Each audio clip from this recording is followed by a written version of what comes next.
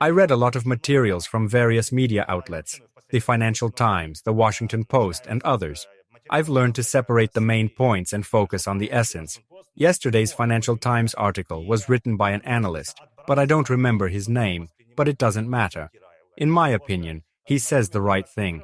He writes that if Donald Trump had finally broken with Ukraine and Vladimir Zelensky after February 28th, there would have been no hesitation that we saw before the August 8th deadline.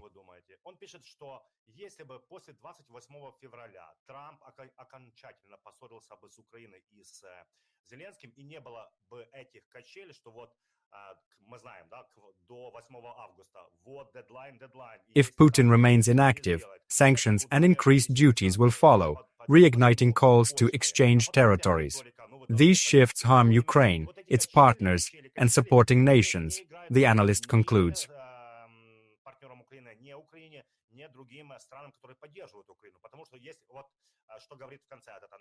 If it had been clear back in February that the United States would step aside, Europe, the European Union, and some NATO countries would have adapted their economies to support Ukraine much more quickly, because protecting Ukraine is also protecting Europe. This would have been much more beneficial for the allies themselves.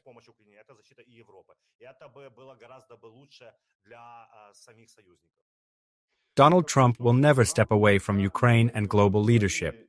If he does, he can immediately hang an order on his chest, such as China's highest order, the hero of the People's Republic of China, or an award to the person who handed over power over the world to Xi Jinping. He could pin such an order to his lapel, because it would mean America's abandonment of world leadership.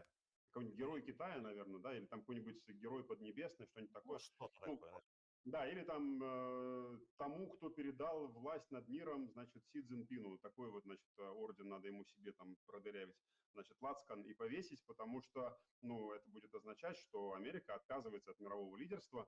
America and world leadership are not ephemeral concepts. China's highest honor, the Order of Friendship, would not suit Vladimir Putin, because it is not about friendship, but about vassalage. But I was talking about Donald Trump. If Donald Trump declares that he is moving away from the Ukrainian issue, he should immediately pin China's main order on his chest, as this would mean the transfer of global leadership to China. Today there is a competition between the United States and China in which neither side is even half a point ahead, as they are heavily dependent on the other. America is still the center that shapes and sells myths, and this has a high price. The whole world keeps its reserves in dollars because it believes in the power of the United States, believes that if America speaks, everyone else follows. If America speaks and no one responds, or if it speaks and nothing happens, and in response it goes into the shadows, taking offense, then the credibility of American myths disappears.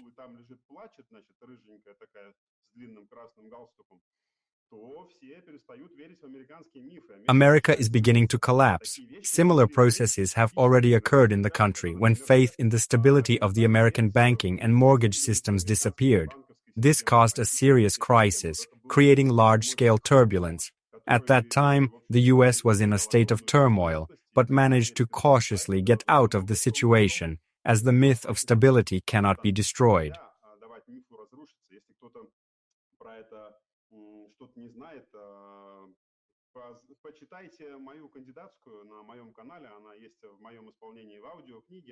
It's not complicated and it doesn't take long. Just listen for an hour to understand how processes work and civilizational shifts occur. I'll talk about this in detail, accompanying the explanation with a cup of tea. Donald Trump will not give up global leadership because he wants the opposite. He wants to go down in history as the man who restored America's leadership. Make America Great Again is not just an attempt, but a commitment to restore the trust that he believes has been lost. If the war that Donald Trump promised to end in 24 hours continues, it will be his failure. He's not going anywhere. It's a bluff. Another question arises, Igor. In February, Trump could have said the same thing he said to Narendra Modi and Vladimir Putin. You are fed up, you are financing Putin's war, you are a transshipment base for processing Russian oil into oil products that then end up in Europe, and thus you are supporting Putin's terrorism in Ukraine. закупалась нефтепродукты и оказывалась в Европе, и вы таким образом поддерживаете путинский терроризм в Украине. All of this was said by Donald Trump as an ultimatum. He said he would close this shop.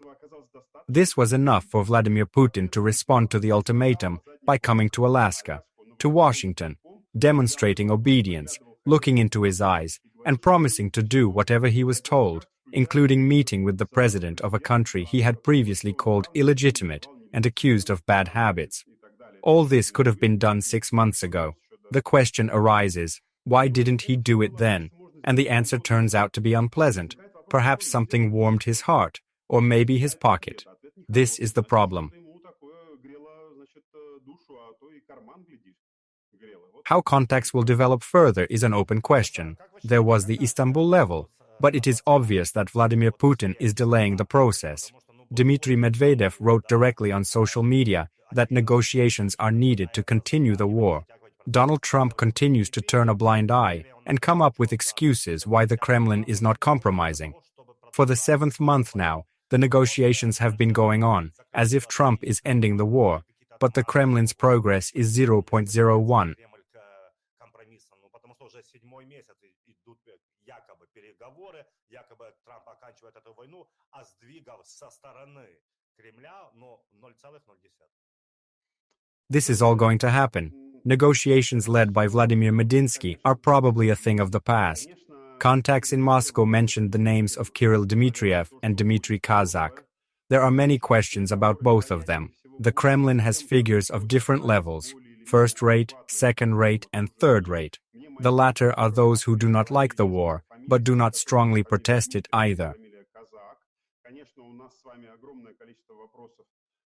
К обоим этим персонажам, и мы с вами понимаем, что все то, что в Кремле находится, это просто разных сортов, но вот есть первостатейное, да, есть второстепенное, и есть вот третье сортное, да, вот это вот как раз те люди, которые, в общем-то, им не очень нравится, что вот война.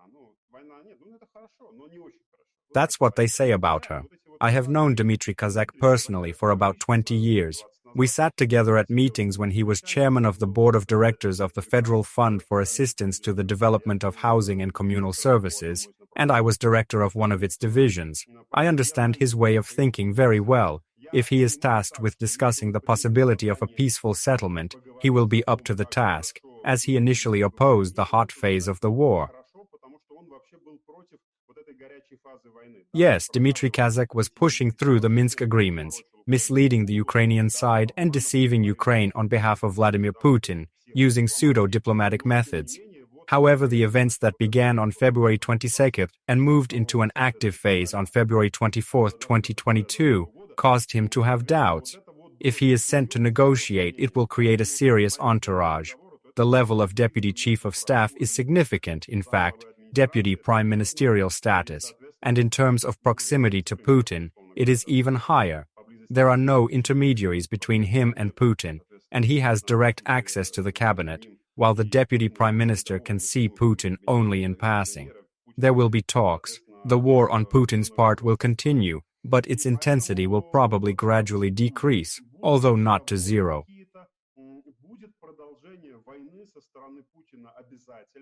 Но, скорее всего, интенсивность он будет тихонечко градиентом снижать, но никогда не до нуля. He will continue to cause outbursts of tension, because if you imagine that in an ideal world, Vladimir Putin and Vladimir Zelensky signed a peace treaty, Putin returned all the occupied territories and disbanded his armed forces, a crisis will begin in Russia. The country will plunge into a state that will make people remember with nostalgia not only the 1990s, but also 1917. People released from prisons, pulled out of back alleys, marginalized people, nationalists, alcoholics and drug addicts who have been told that they are the new elite and that violence and murder are the way to be recognized, will wreak havoc when they return to Russia.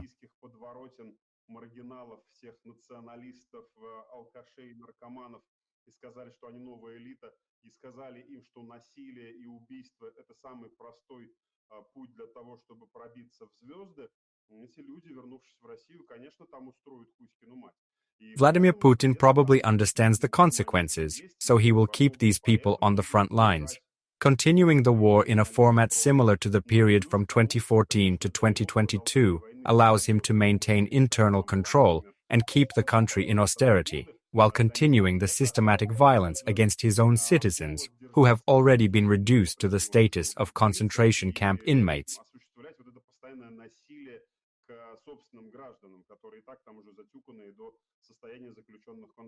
Rostislav, you mentioned Dmytro Kozak, and according to Western media, he was categorically against a full-scale invasion of Ukraine, citing serious arguments.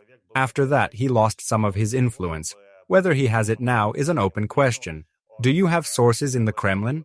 The main thing is whether there are many people who obey the system, who obey Vladimir Putin and the vertical of power, but who realize that everything can collapse. Подчиняются системе, подчиняются Путину, вертикали власти, но понимают, что это ошибка, эта война, и ее нужно оканчивать. Igor, I'm a living barometer of events. When my former colleagues from Moscow start writing more often, it signals a critical shift. It's not conscience or concern. It means something alarming is stirring within the system.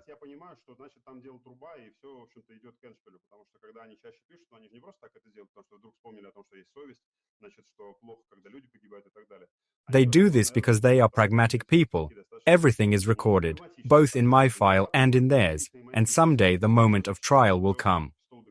If we put aside the lyrics and talk about Dmitry Kozak, this is a question to the right place. I worked with him in the same supervisory board. He was a director, and I was one of the directors in charge of the business unit.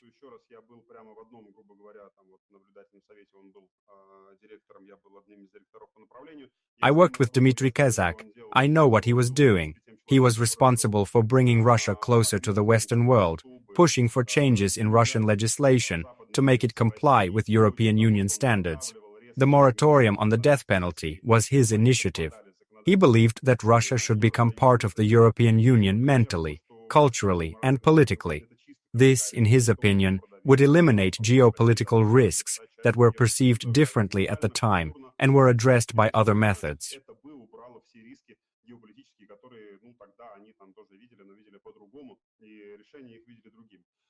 As for the war, Dmitry Kozak was really against its outbreak. For more than 3 years now, he has been spending his time at work formally. He arrives at 9:60 a.m., leaves at 6:01 p.m., does his time, but does nothing. He is in disgrace, which is not uncommon in modern Russia. Nevertheless, he continues to go to work, assuming that Vladimir Putin might need him again when he starts looking for someone to blame.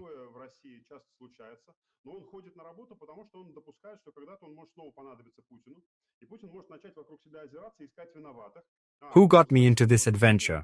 Why has Russia become a pariah state? Why is the budget bursting at the seams? Why did the debt for the first quarter amount to 5 trillion rubles? Who is to blame? He is to blame. And who else? Dmitry, come here and take charge. I've tamed them. Now it's your turn. I've always trusted you. Dmitry Kozak is counting on this, though it's unclear if it will happen. Vladimir Putin relies heavily on those who orchestrated it, with his approval and under his orders.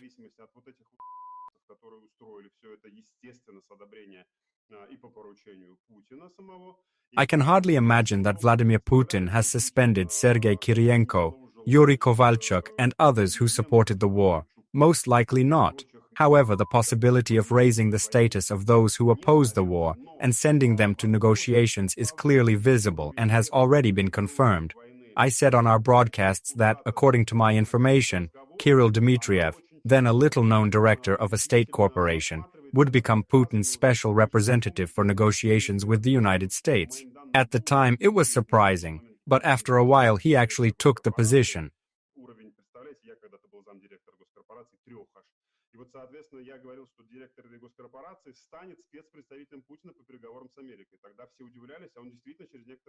My sources did not disappoint me.